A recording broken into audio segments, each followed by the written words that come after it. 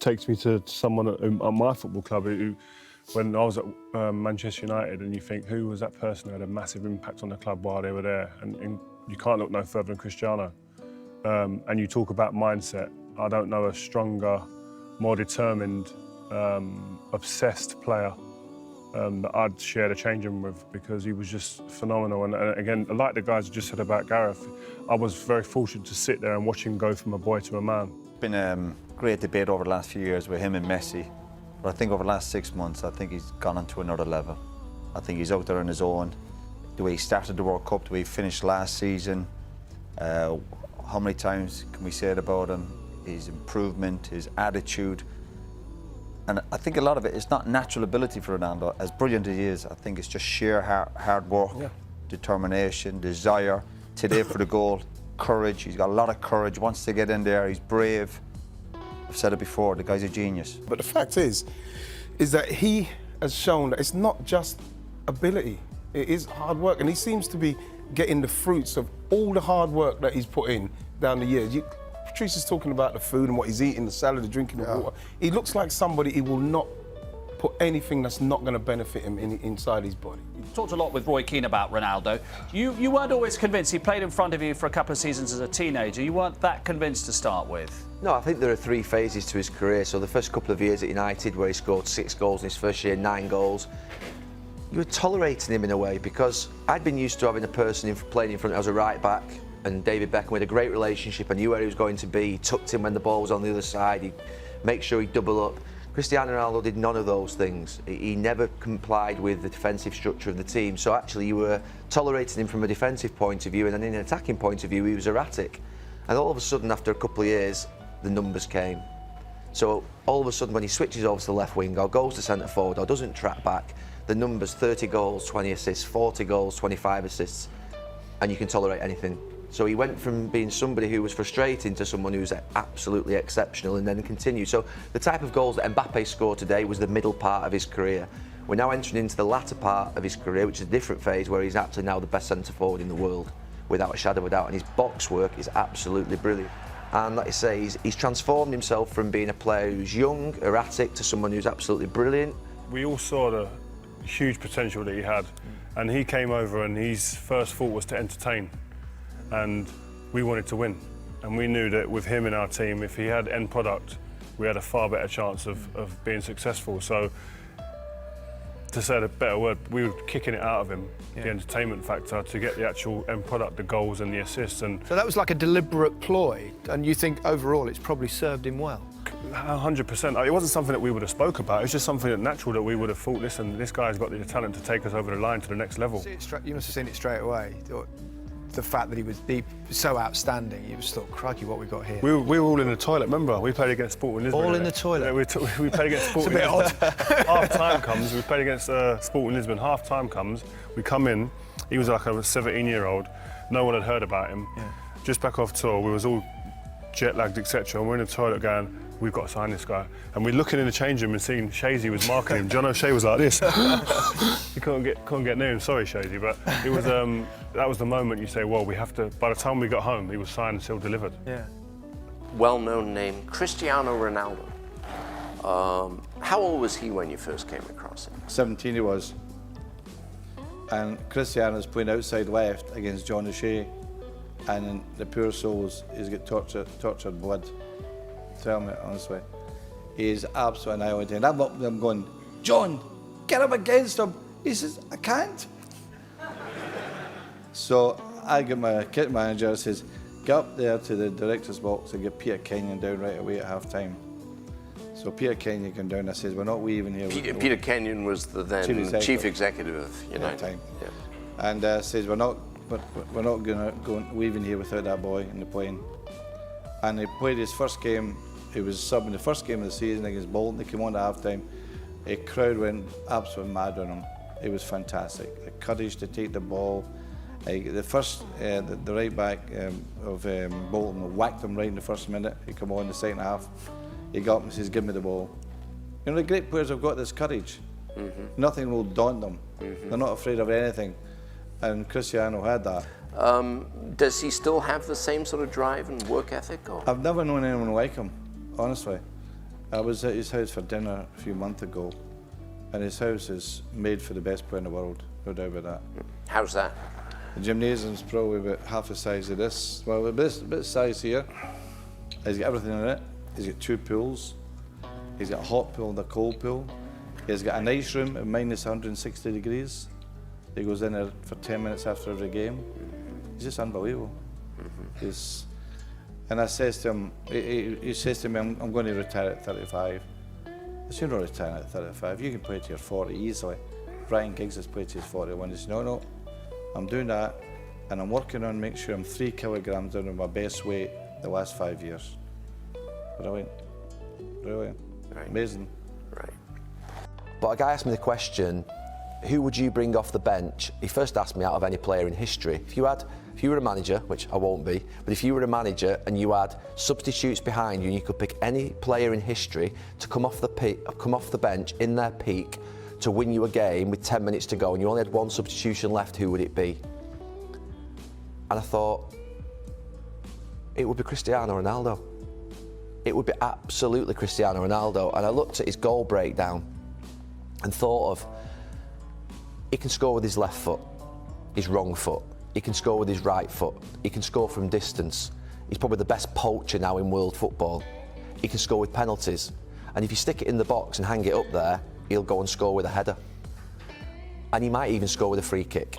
So if you think about impact of a player and you think about what is the greatest player of all time, and I've never really answered this question with great things, but you just look at these stats here. You know, his right foot, so let's use this one. His right foot is obviously the majority of his goals, but that is a phenomenal amount of goals with his wrong foot. It's an outrageous amount of headers, absolutely outrageous. So many goals inside the box, but a lot outside the box. Penalties, again, a massive amount of penalties, 125. Hat-tricks, free kicks. And it actually took me to a point by how we were going to discuss Cristiano Ronaldo tonight. I do think that he would be the player in the history of football I've watched that I would bring off the bench if I thought I had to have someone win a football match for me. So what does that mean? To me, I think, in answering that question that I was asked by a gentleman this morning on the way in, I do think he's the greatest football player that has ever lived. In the early years, maybe not. In the first couple of years, didn't think he would reach those heights. But then I think after 2005-06, when he started becoming, his body just completely transformed from being quite thin and skinny to being completely different. And his goal scoring, his decision making, maturity. At that point, once you saw him sort of playing at that level, then you thought, wow, that 2006 to 2008 was unbelievable. That's the most amazing thing, is goal scoring. It's unbelievable to turn into like a winger who used to beat men and more often making goals rather than scoring goals. To have the goal scoring record that he's got is unbelievable. Coming back from the 2006 World Cup was the one moment that I remember him just completely changing. That just for me, when he, obviously the big incident with Wayne Rooney, coming back as a, you know, somebody who was hated nationally, you know, bad reputation with the newspapers, etc. But just seemed to mature overnight and his body completely changed, and just in that instance I felt that's where the sort of big change was for me. It wasn't a particular moment in a football match. Yeah, mine was a goal he scored against Porto, and it was about 40 yards out. It was unbelievable goal. To go back to Portugal against one of his rivals as he was growing up, to score that goal, I mean, there's 3 or 4 times on a pitch where I've gone wow, and that was one of them. He had so much confidence. Even you know, Gary said in his first 2 years when he was developing, he knew that where he was going to end, and he was going to end up to be probably one of the best players in the world, because he had that unbelievable confidence, the ability, the vision, and an unbelievable work ethic. He didn't just get there by natural talent, he get there by the amount of hours he used to put in on the training pitch. And when you see him now deliver what he's delivered, and obviously remember the work that he used to put in at Carrington every single day, it's no surprise that he's been such a success. I think that's why he gets a lot of respect as well, his professionalism. You know, he was professional, one of the most professional players I've ever seen, if not the, and he has to be. He plays every game, never injured. So he's got to be professional, even though everything that comes with it, you know, all the haircuts, all the admiration that he gets, he's still an ultimate professional. And now it's all about Cristiano Ronaldo. Those two just keep pushing each other on, pushing the boundaries of greatness. Exactly, and would they have been able, that's the question that I always ask myself, would they have been able to do this and keep this up, the relentlessness that they've shown without each other? If they was out on their own, no one else around, would they continue to have done this? That's the question I ask. I think they probably do add to the motivation. Yeah, 100%. I think all the great sportsmen in the world have always had that someone else to feed off. And I think this is another great rivalry in football. They don't talk about it. Seems like there's a bit of a respect between them. They don't ever mention each other really, but they're just phenomenal to watch. And people try and make comparisons of who's better, etc. Just enjoy them, man. We're lucky They're very to be in this different time. footballers as well in many ways, and what makes one better than the other. Yeah, forget the comparisons. They're setting standards. We're taking them for granted. We're expecting goals in big games to change games. They do it week in, week out. They're out on their own. As you say, completely different, but enjoy them. And even though they give off a different persona from the outside, and we see them differently, that hunger is the same. It just looks differently from the outside. They're both pushed on. They both want to beat each other, which has created this monster in both of them.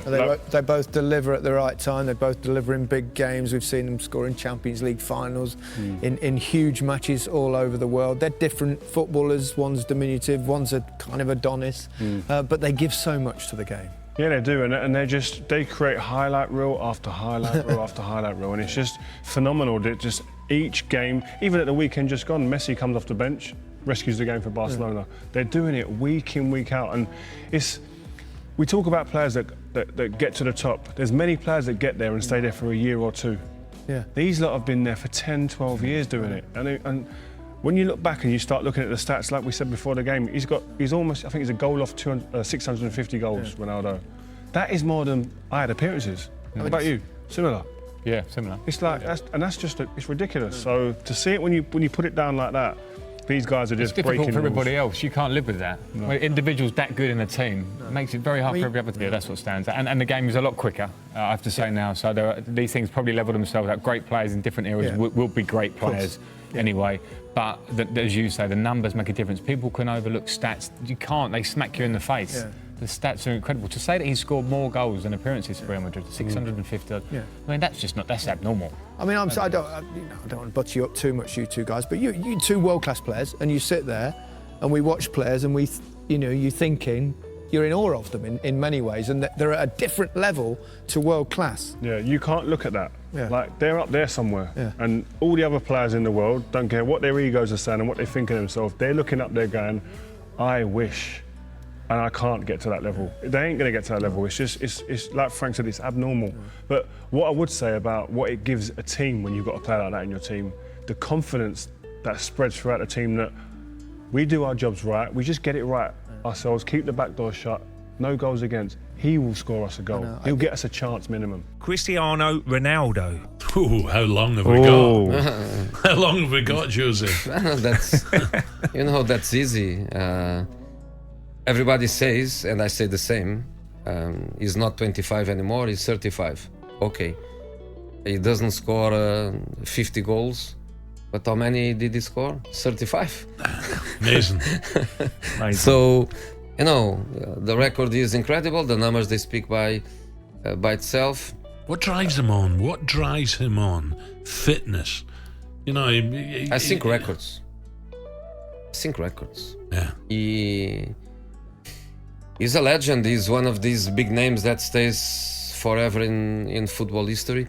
But the guy he motivates himself with numbers, with new things. He wants to win the gold ball X times and the golden boot X times, and he wants to beat Ali Daei record in Iran of 100 and X goals in a national team. Yeah.